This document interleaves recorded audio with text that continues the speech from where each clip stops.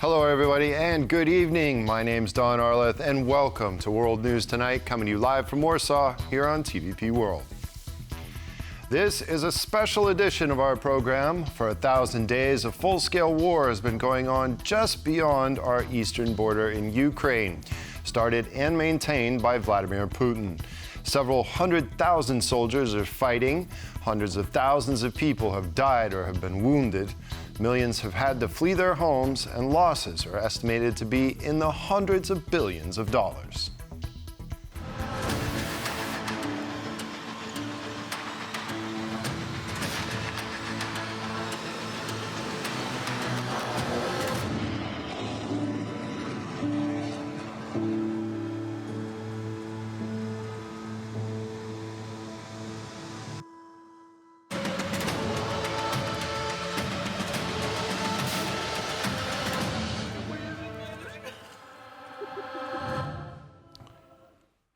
We start off tonight with a declaration condemning Russia from the foreign ministers of Germany, France, Poland, Italy, Spain, and the United Kingdom. Meeting in Warsaw, they highlighted that Russia remains one of the biggest security threats not only to Europe, but also to the global order. In their declaration, the 6 foreign ministers said Russia's reckless revisionism and constant refusal to stop the aggression and engage in meaningful talks challenges peace, freedom, and prosperity on the European continent and the transatlantic area. Marek Steele has more. The main topic of discussions here today was the war in Ukraine. Radosław Sikorski, who started speaking first at the press conference held following the meetings in Warsaw, began his speech with a minute of silence devoted to the victims of the war in Ukraine. As we know, today marks the 1,000th day since the invasion was launched by Russia. Putin's Russia remains one of the most important security threats, not only to Europe, but also to the global order. Its goal remains the permanent destruction of the European security architecture.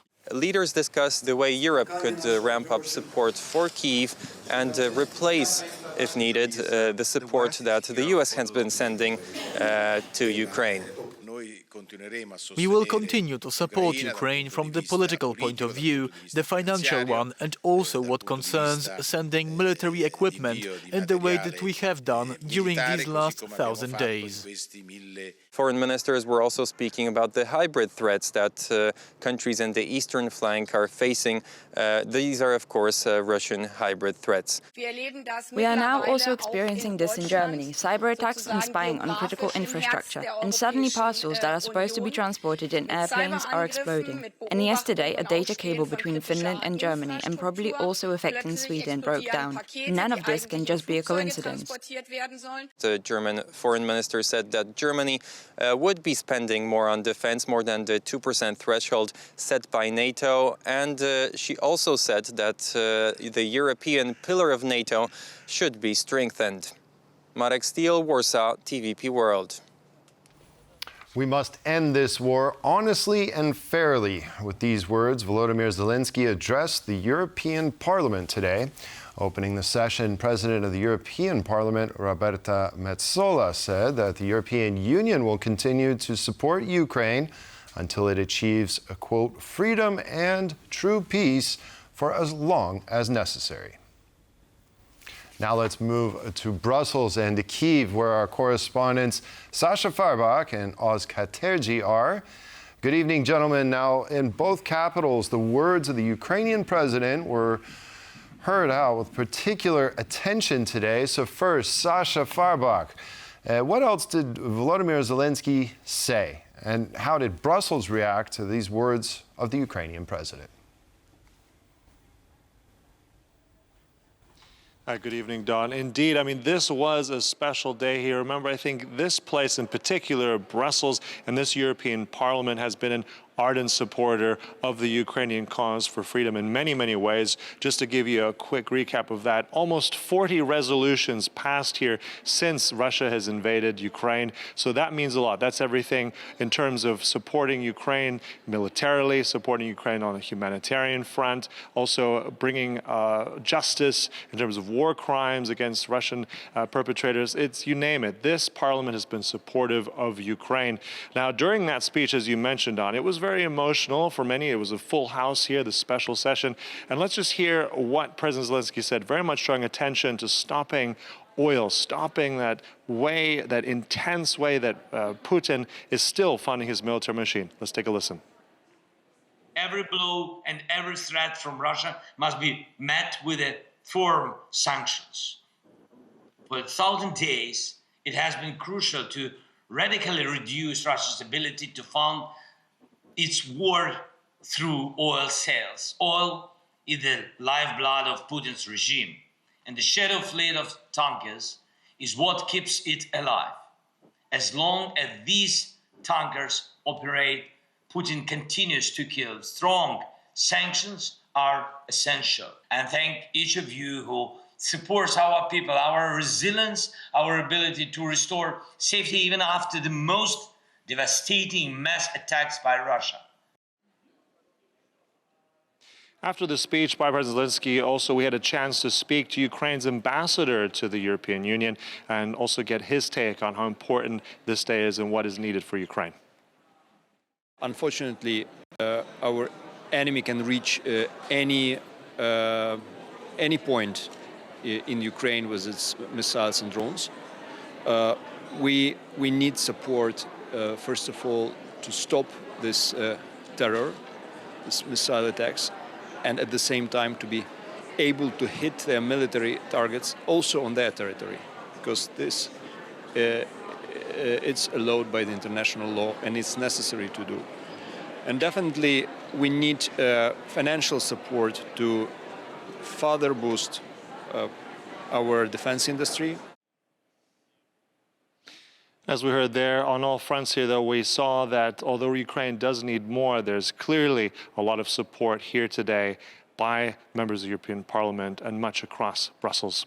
Don, back to you.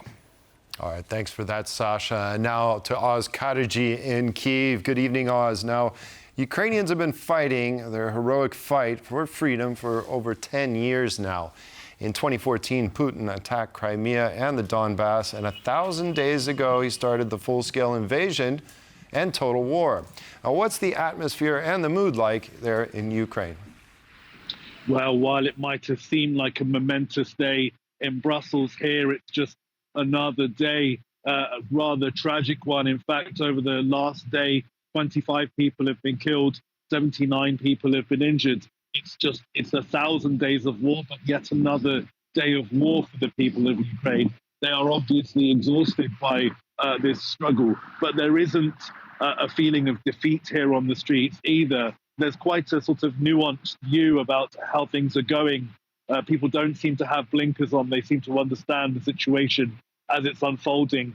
There isn't a lot of enthusiasm, naturally, because the war has not been going well for Ukraine this year, and we're entering politically uncertain times in the White House. So let's just take a listen to some of the people I spoke to earlier today to let me know how they're feeling. My main emotion is just an anger because, well, Russia took so much of us, and it would take much more. And it looks like we're all tired of the war. I feel a little disappointment in the Western world because of not enough of help, of that help being too late, not enough and too late. And this concerns me a lot. Our future is bright, and soon we will win and overcome all the difficulties and win our enemy, and it's going to be all right. So obviously, again, there's a lot of general feeling of exhaustion here, and obviously that footage was filmed to the side of me here on Maidan Square, where there are lots of flags planted in the ground for many of the soldiers who have died, and that really brings it all home when you see the scale of it, the scale of what the Ukrainian people the price they're paying for this war. It hits home just how difficult these 1,000 days have been, and who knows what the next 1,000 days might bring. Certainly, Oz Chatterjee. Well, I'd offer thoughts and prayers, but seemingly is definitely not enough. Hopefully some of these weapons restrictions get lifted and Ukraine can turn the tides. Thank you for that report. Now, after 1,000 days of full-scale war, diplomacy is once again returning as a possible means of ending the conflict in Ukraine. The aftermath of the recent re-election of Donald Trump as U.S. president, even Ukrainian President Vladimir Zelenskyy has said that the war needs to end next year through diplomatic means. The question remains whether the potential solution and outcome would be good for Kyiv and the rest of Europe. Kazimierz Wysiak reports. Meetings, summits, and more recently phone calls with the person responsible for one of the bloodiest wars in Europe since the Nazis, Vladimir Putin. Diplomacy seems to be making a comeback as Donald Trump prepares to return to the Oval Office. According to Jock Mendoza-Wilson, who spoke with one of Trump's senior advisors in Washington, America's next head of state intends to make good on his promise to end the war quickly. The reason for that is that around Trump, all believe that the biggest risk for the US in the medium to long term is not Russia, but China. But they do understand that they have to solve the Russian war in Ukraine first. One way that Donald Trump could try to achieve peace would be through creating a demilitarized buffer zone, most likely along the current front line, as proposed by his vice presidential pick, J.D. Vance. But in that scenario, Kyiv would need serious security guarantees. Trump is believed to want to have that buffer zone manned by European troops. This is a major question for European nations in the future who will be asked to provide the troops to meet that peacekeeping force. Another question is whether Vladimir Putin would even agree to these solutions, as it's Russia that's currently making slow but steady advances on the front line. According to one expert, Moscow wouldn't be happy with any solution that brings Kyiv closer to the West. To become a more open, liberal, democratic, free market country that is integrated into Europe. That's what Russia couldn't abide. That's what Vladimir Putin tried to prevent. And Ukraine wouldn't be happy with ceding close to 20% of its territory to Russia either. Despite recently stating that the war needs to end through diplomatic means in 2025, President Zelenskyy repeated his stance on Crimea and the Donbas during a speech in parliament on Tuesday. We are not trading Ukraine's sovereignty, security or future. We won't relinquish Ukraine's rights to its entire territory. Countries on NATO's eastern flank, on the other hand, are strengthening their defenses in anticipation of what's to come. Poland is leading by example, spending more than 4% of its GDP on the military. Other countries, like Lithuania, intend to follow suit. The candidate for Prime Minister's office just decided, and he just declared that when they will be going through the revision of next year's budget, it's very likely that we will increase our military expenditures up to 4% of GDP. Polish Prime Minister Donald Tusk has repeated multiple times in recent days that no decision regarding Ukraine should be made over Kyiv's head. It remains to be seen whether Donald Trump shares that sentiment when he takes over as US president in January.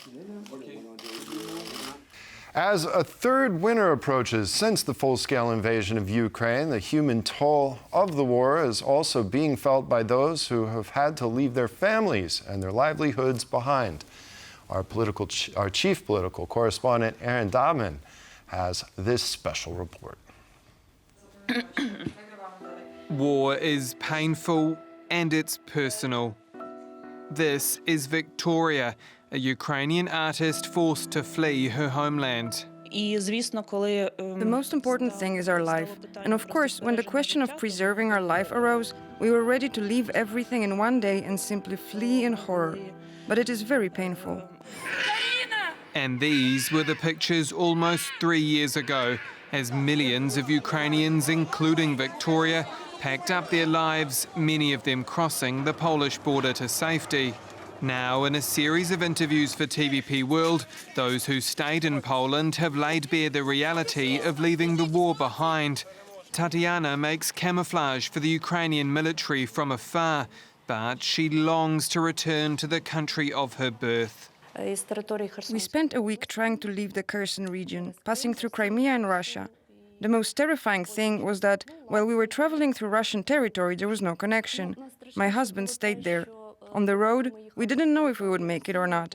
The scariest part was not knowing if we would survive or not. Maria is the editor-in-chief of Sestry, an online Ukrainian magazine, which was launched after the start of Russia's full-scale invasion to support Ukrainian women. The 1000th day of the war is, for me personally, just as frightening as the first. On the first day of the war, I found myself with my child in a shelter for the first time. But this 1000th day of the war is, above all, a signal to the world that it is shameful that this war continues. And then there's Katerina. We can't show her face. She's scared of speaking publicly. The most terrifying thing is the fear for your children. You're constantly thinking about what to feed them, where to wash them, what to give them to drink, where to hide them so nothing happens to them, because many of our friends' families, unfortunately, are no longer alive. Right here in the heart of Warsaw, this is a place where Ukrainians who have fled their homeland can come together, not just to share their hurt and pain, but also their hopes and dreams. A number of businesses are operating along these halls. To my left, you can see artwork from a Ukrainian artist, and to my right, drawings from soldiers on the front line. Those running the centre say they're trying to keep the Ukrainian community alive. We are here, ready to preserve our identity. Our children are currently studying not in Ukraine, but we must pass on to them our DNA, our language, our traditions. In fact, this is exactly what we are doing here. And in Lublin, Ukrainian Consulate General Ole Kutz says the support of allies like Poland means everything. When we see that we are not alone, that we are fighting, it gives us more courage, and that gives us even more determination. That we are doing right things, we are fighting for the right things, and we are defending altogether the democratic values. It's a spirit, a fight that Ukrainians at home, in Poland and around the world refuse to give up. Not many people would have expected at the beginning of this war that Ukraine would be able to hold off the Russians for so long. For 1,000 days, there's been what we refer to as a full-scale war. But ask any Ukrainian, and they will rightly point out that this war and their struggle for freedom started more than 10 years ago, when Russia seized the Ukrainian region of Crimea. Piotr Miszczuk has more. 24th of February 2022, beginning of the only full-scale 21st century war in Europe. Russia launches attacks on several parts of Ukraine, predominantly focusing on the country's northeast in Kyiv and Kharkiv regions and southeast in Donetsk and Luhansk. But the conflict in fact harks back 10 years to the Russian annexation of Crimea. On the 27th of February 2014, a group of armed men captured government headquarters and parliament in Crimea and symbolically raised the Russian flag. Nobody knows what is going on inside at the moment. We only saw the building being taken over. Some 30 fully armed people ran inside the building. When they took over the building, they kicked out police from there. The bloodless capture of Crimea took Russians merely a month. This encouraged Moscow to follow through with its 2022 invasion. Essentially, this is about a kind of copy of 2014, when Russia illegally annexed Crimea. After the Crimean crisis, Ukraine boosted its military capabilities, and therefore it was better prepared to fend off the Russians. The Ukrainian army's biggest success came in the first days of the Russian invasion. Kyiv didn't fall.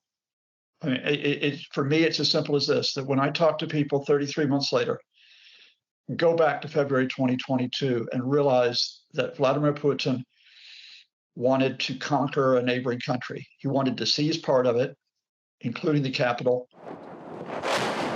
The situation has been extremely turbulent ever since. Russian offensives alternated with Ukrainian counteroffensives. In 2023, after 9 months of fighting, Russian troops conquered the city of Bakhmut in Europe's bloodiest land battle since World War II. In terms of Bakhmut, nothing is left. So, control is not military, it's political. Aiming to turn things around, in early August, Ukraine decided to launch an incursion into the Russian region of Kursk, which came as a huge surprise for Russian authorities. 28 settlements are under the control of the enemy. The depth of the incursion into the territory of the Kursk region is 12 kilometers. The width along the front is 40 kilometers. Overall, the frontline situation saw fewer seismic shifts in the second half of 2023 through 2024, as artillery fighting lost ground to drone attacks. Russia has been hammering Ukraine with rains of unmanned aerial vehicles, wreaking havoc on Ukraine's residential areas and energy facilities. Still, Russia hasn't managed to find the military edge on the battlefield, but perhaps it's found its silver bullet elsewhere. It was not from the skies through the missile and drone attacks on a daily basis. Vladimir Putin's biggest win was Donald Trump winning the election in November 2024. With Russia doubling down on its military offensive against Ukraine, and Ukraine getting the green light to use long-range missiles to hit targets deep inside Russia, the frontline situation might soon see some more considerable changes.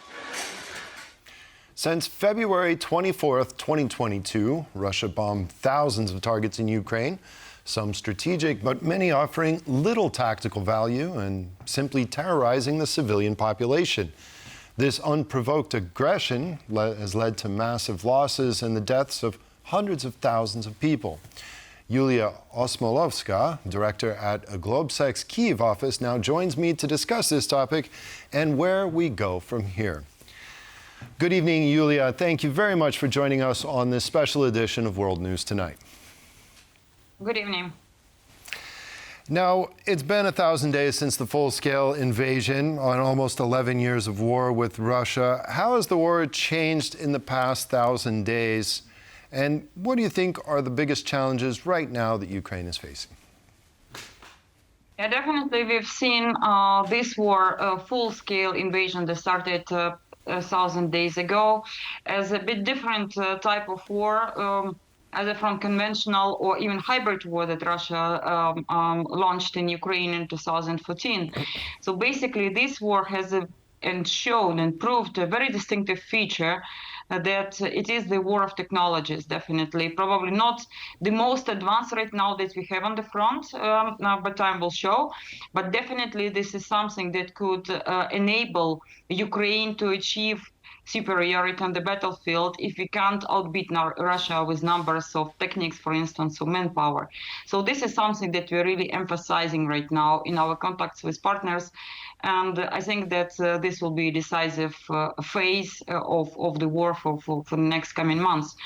So basically, the biggest challenge, I would say, is to maintain unity and to maintain unity of partners of supporting Ukraine, to maintain unity within the country inside, to prevent our partners and citizens of the partnering countries from developing this fatigue or indifference to the war, because it's not just the war about the land or territories, it's the war about values. However pathetic it might sound to you, but it's actually something that Ukrainians are losing their lives for right now. No, it doesn't sound pathetic at all. In fact, we commend you for actually protecting our freedom here at home, because if Ukraine fails, I think we're all aware of the fact that we're next.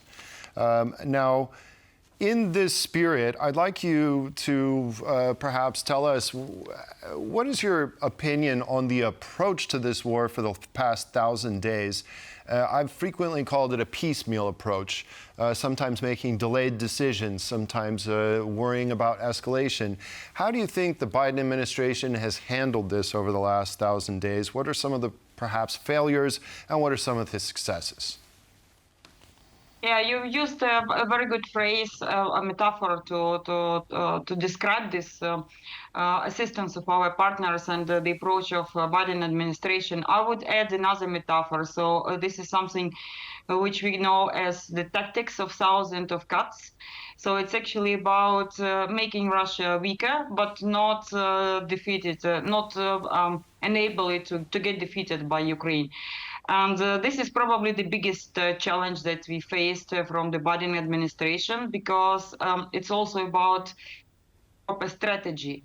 What to do actually with the war? Are the partners going to support Ukraine to be able to win it and to defeat Russia, or just to maintain and not to fall? So this is the dilemma that we still see in Biden's decision. And definitely, you correctly mentioned the delays of the assistance.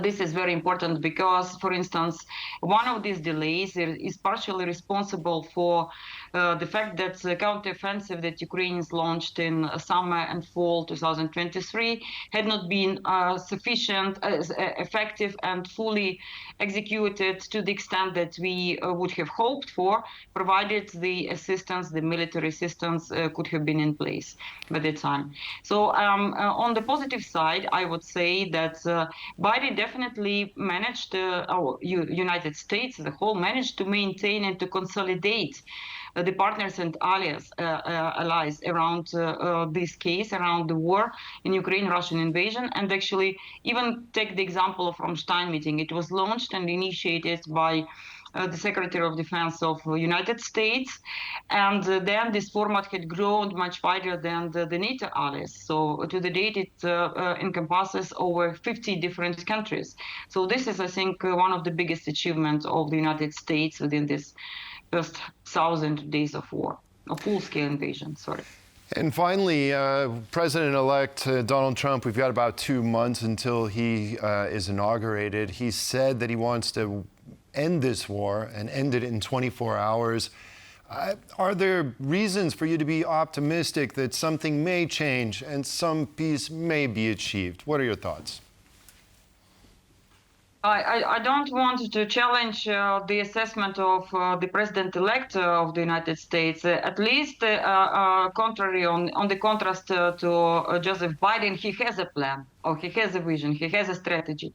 The question is whether it will work or not, because this is not about imposing his own vision on all the parties, and a lot of different factors like China factor, Middle East factor, a lot of different things will be also playing within this bigger picture. And then it also has to be a solution with which both sides, I mean, Ukraine with and consider it to be a fair solution. But I think that the meaning of this fair for Ukraine and Russia is completely different. So I think that the biggest challenge will be for this plan, for this strategy of the president-elect to face the reality, and then probably this strategy could be modified at some point. Well, let's certainly hope that there are brighter days ahead. Yulia Osmolovska, Director of Globesat's Kiev office, thank you very much for joining me and sharing your thoughts. Appreciate it. Thank you. And that concludes this special edition of World News Tonight. Thank you very much for joining us. Glory to Ukraine, glory to the heroes, and we'll see you next time. Good night.